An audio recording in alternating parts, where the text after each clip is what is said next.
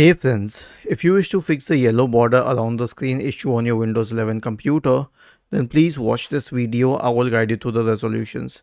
So here we have OBS, and when you're running OBS, it may give a yellow border, it may not give a yellow border.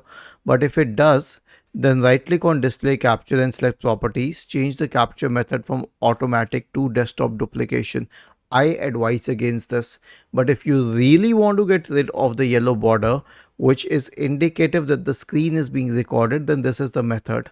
The second thing is that if you're using narrator, okay, make sure that narrator is off. Narrator window, close, button, heading, scan, narrator window, exiting narrator.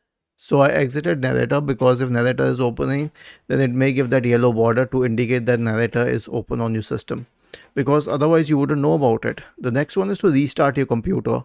Right click on the start button, select shutdown or sign out, and then restart, and any application that was causing this yellow border will be shut down if it is not selected to turn on at startup itself. And for that case, the last solution will be clean boot.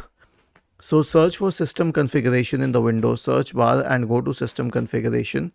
Go to the services tab, check the box associated with hide all Microsoft services.